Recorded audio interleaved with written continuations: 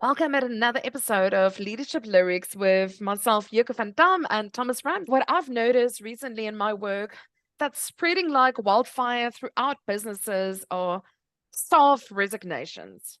And that's why we decided to make this month's topic how to retain your star performers. Okay.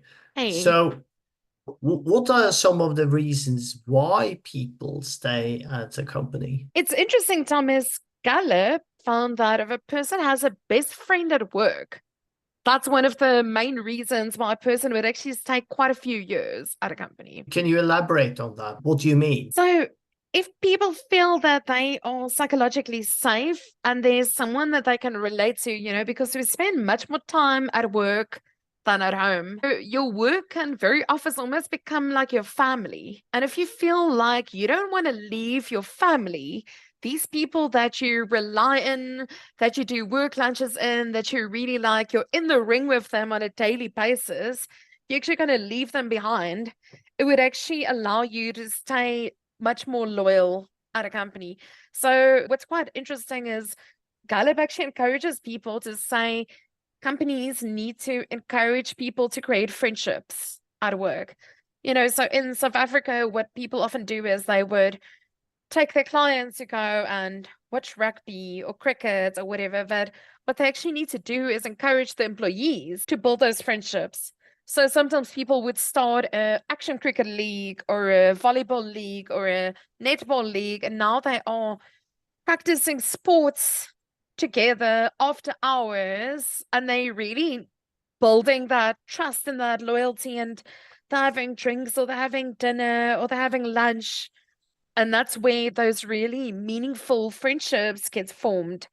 And that very often leads to staff retention because people are not just working for the sake of working, they're in it with their buddy, and when the one is down, the other one can lift you up. So that's one of the reasons. So Have when you ever had people, good friends at work? Have you noticed like good relationships formed at work in your career? y- yeah, and I think that there has to be a distinct sort of border between your private life and your work life. I totally agree, and I don't think that is the truth, actually. I think if you open up yourself and you give some of your personal life and interests to work, it will actually prosper and make your days at work better, and you connect more easily. Yeah, Totally agree. there's a So, there's a few others I could throw in. One of them would be, do you feel valued? So does your manager feel that you and your job actually matter? So do they allow you to speak in meetings? If you make a suggestion, do they listen to it? Or do they just treat you like a robot and say to you, shut up and sit in the corner? So that's one of the things. And what was quite interesting in recent work is people feel more valued when their managers actually keep their meetings. So when they're actually providing support and giving regular feedback, then the employees feel like my manager cares for me. They actually want to spend time with me and they actually want to support me in my job. I think you in the past also said it in a past episode that if you actually helping the employee and their core outcome is they need to go and sell more, actually going and supporting them in their sales calls, like actually opting into that. And then another one is having the right tools, like the right equipment. Do you actually have the right software programs, the right laptop, the right knowledge to do the job specifically? So if companies invest in training the employees to be able to do, if even if they want to make use of AI more, do they actually send them on training or give them time to experiment with different AI and allow them to try it out to do their job in a more productive way? I think it's really important that if you have a head of sales or whatever, that actually encourage people and mentor people and provide some of the knowledge, actually show that they care, and they not only care about the numbers, but they care about the employees and the people. So taking care of their people, I think that's really, really important. So far, I've kind of said having a best friend at work, so friendships, feeling Mm, valued, right mm. tools, right knowledge. And then another one that's really important, I discussed this in a training last week. People need to understand, how do they fit into the bigger purpose of the business? So it's almost like your business is this gigantic puzzle, and where does my puzzle piece fit into it? So even if a person is a cleaner or doing admin related tasks, what is the purpose of the bigger business that you are contributing to, and your role? How is it helping achieve that? So that sounds like, a lot of work of philosophers. They sort of find your purpose in life. For example, Nietzsche talked about that, and of course, a more younger version that has had a lot of influence on that is Simon Sinek, who talked about start with why. Why is it important, Yoke, to actually find your purpose, find your sort of your lighthouse in life and work? I think it was Mark Twain who said there's a few important times in your life. It's a time when you're born, and it's a Mm, time when you realize why you were born. mm, So when you know what your calling is, what impact you're bringing to this planet and to people, and when you operate on a purpose level, that's operating on a very high level, influences everything you do. It influences where you spend your time, your money, your values, your beliefs, your identity, where you hang out. There's an interesting story, Thomas, that I heard of NASA many years ago.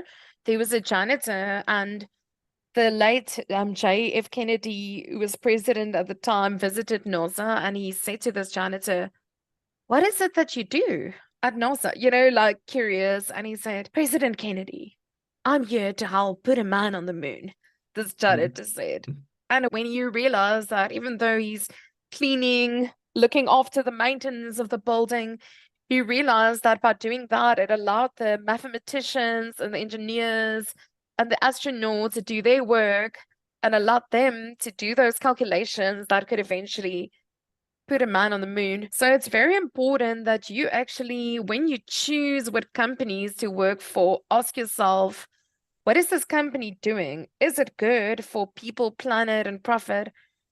Is it actually enhancing the planet, or is it actually damaging the planet? Is it enhancing people, or is it bad for people? So my sister was quite intentional with this. She was looking for work at a stage, and she got offered a position, and it was a online gambling company, and she just said, it's not in line with our values, and we're going to do it. mm. So I don't want to support gambling because it can become an addiction. So you need to actually ask yourself, what are your core values? And this company, is it actually uplifting people, doing good things, or is it not? I heard a story of a company in America, and they wanted to make amazing tomatoes. So they started actually bringing in these greenhouses for the Rosa cocktail tomatoes. And they started making really these beautifully defined tomatoes. And then they realized they wanted to increase production and productivity of their staff. But what they realized, what they needed to do, is they needed to reinvest in their staff. And they started making their staff also shareholders of the business.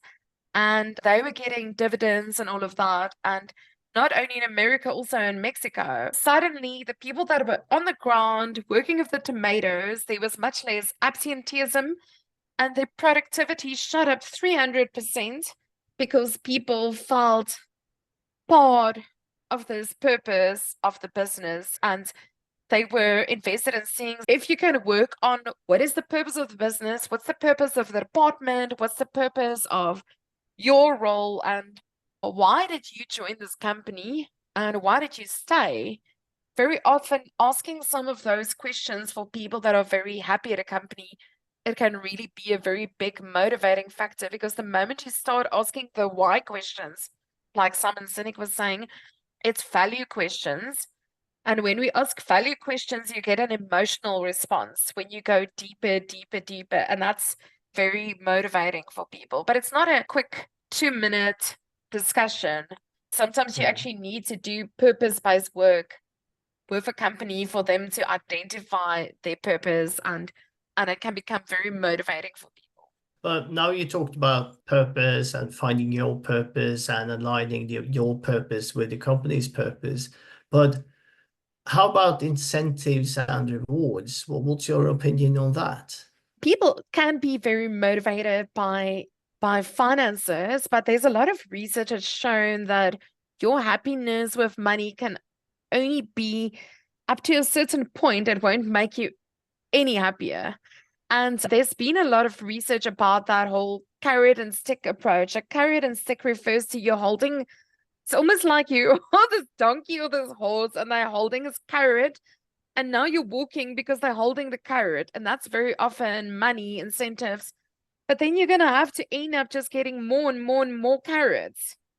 And you're going to run out of carrots. And then sometimes people motivate by fear. So that's the stick. So they're running behind you, threatening your career, or they like throwing money at you. So it's not a very sustainable model. But I'm not saying throw away all incentives, but I'm just saying, just thinking that you need to have an incentive every single month is not going to be the only way. You actually need intrinsic motivation. Some things that I saw worked very, very well at a culture project that I was involved in South Africa was they started allocating these badges, head, heart, and hand badges. So they literally made it like electronically, and they encourage people to actually praise someone in the organization every month or every week or however often you want it, but they had to go through HR. So let's say you said something to me about philosophy now, and I was like, wow, that really made me think. I really like the way you were thinking. I would give you a head badge. Okay. A heart badge is I liked how you made me feel. So that's like psychological safety. I felt supported. Or a hands badge is I liked what you did. So it's like action orientated. So they were sending these badges via HR. So they would say, I want to give a hands badge to Thomas, who finished writing his book and is now in proofread stage, and for taking action and whatever. And the people actually came back, especially people that were in supportive roles, so like IT, finance, and they got so motivated because people were actually talking about them positive things and Mm. noticing their work, and they felt validated and supported. And they didn't even cost them money. It was like a bit of time, but immediately people felt valued and seen. So sometimes even things like employee of the week or the month, sometimes you could have weird awards with a little trophy, or you could have a newsletter where you're sharing a story of someone with a great thing they did. A lot of those things can very often mean more than just having this incentive that people have to go for. So I think incentives Abs- work for long rewards, like are you reaching your yearly target or your quarterly target or that kind of thing. But you also need these intrinsic kind of culture motivator things. for the longer game. So you Yeah, said that you have to have incentives, for example, for the longer game. But for the long game, you need sort of a plan. Does a leader need a game plan or a direction for their team in order to make this happen? definitely. I always talk about the SCARF model. It's a model of David Brock's that's all about neuroscience and what motivates people. The C actually stands for like the game plan, certainty. Mhm. So it's very important that a leader can figure out what they want, do some strategic planning, know what their goals are, and then communicate that with the team inside. This is where we're going. This is going to be the focus for the next quarter or month, so that people can know what are the goals that they need to achieve and where they're going towards. And when people feel like they're blindfolded and they're in the dark, that's where they go into fight and flight mode because they're not sure if they are actually moving in the right direction. So you need the game plan, but then you need to also give feedback to the people. Are they on track with the plan? That's a good advice. So you have to have a leader that is actually taking care of people and seeing people. So how important is a leader's emotional intelligence and anything else that could impact staff retention and keeping staff? Do you have an opinion on that? A lot of people say people don't leave companies, they leave bad bosses. And I think Mhm. what often defines a bad boss as someone that's rude, that doesn't listen, that lacks EQ. So if we're looking at EQ, there's a lot of factors in EQ that they can't resolve conflict, and they're not actually putting themselves in the shoes of the employees and having that empathy. So when I do leadership development work, I actually encourage leaders to say that you need to manage your state. You could get out of bed in the morning and feel bad, or you've bumped your toe, or you had a bad dream. But if you're going to allow that state to linger, it's going to become a negative mood, and eventually it's going to become your attitude. So you need to do something to then change it. So whether it's having a hot or a cold shower, going for a run, having a coffee, putting on some good music, there's various ways that you can actually break your state and get into a more positive space. So I always share a story. I was once working at a company and I had to do a training session, like let's say in the next hour, and something triggered me and I was very upset. And I realized I need to do something now to change my attitude because I'm going to be damaging to the people in that room. I need to go and sort out my own mind. So I literally went and I got in the car. I drove to a garage. I had something sweet. So I had an ice cream, which picked up my blood sugar level. I had a bit of a cry privately. The blood sugar level got picked up again. And I gave myself a pep talk. I listened to some good music and I came back and I was fine. I like reapplied my makeup. No one knew that I had been triggered or anything, and I could actually give my best.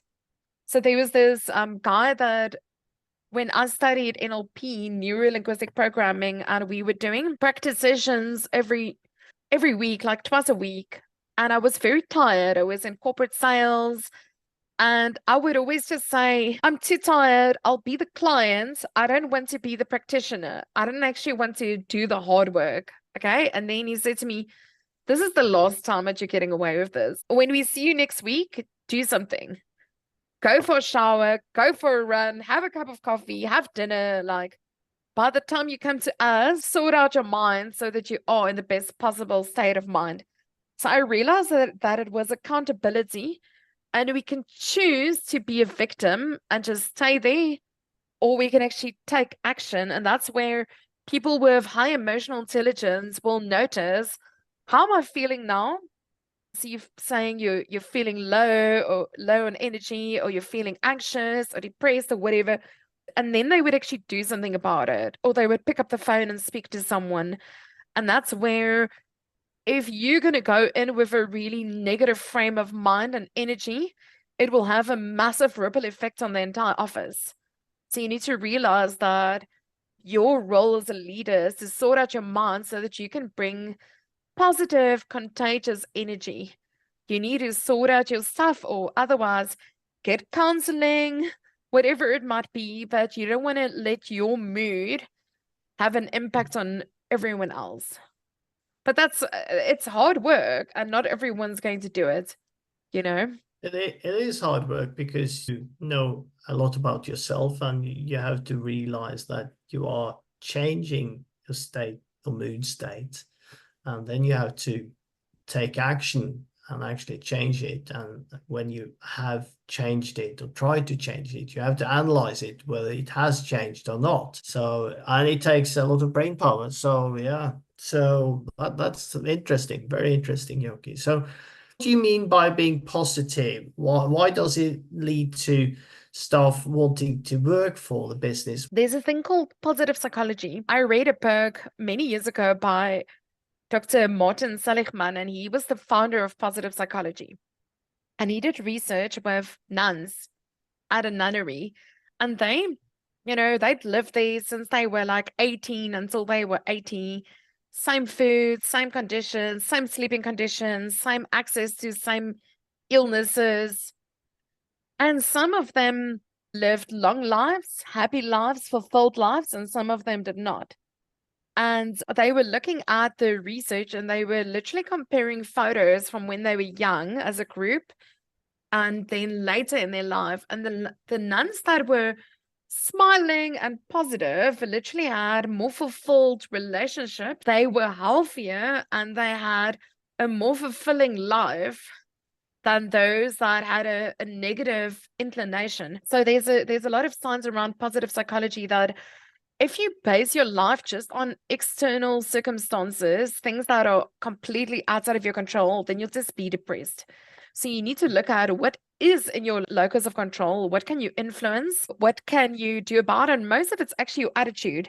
If people tend to be more positive, and there's certain practices that you could do, so things like doing a gratitude list, reflecting on what were the lessons in the day, where was I proud of myself, where was I proud of others, how did I positively impact others or the environment, reframing negative things, so seeing bad things that happened to you, what did you learn from it?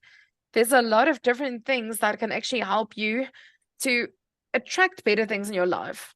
So they've actually shown that if people are more positively inclined in terms of the attitude, more opportunities come to you. You would have better relationships because it's the energy that you are putting out there.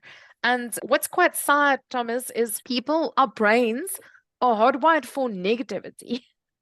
So we Ooh. tend to look for the mistake. We tend to actually focus on the negative things. We often have a inner candor, negative voice. Julia Cameron, that wrote The Artist's Way, she speaks about your candor, your negative voice, and how you need to quiet that negative voice.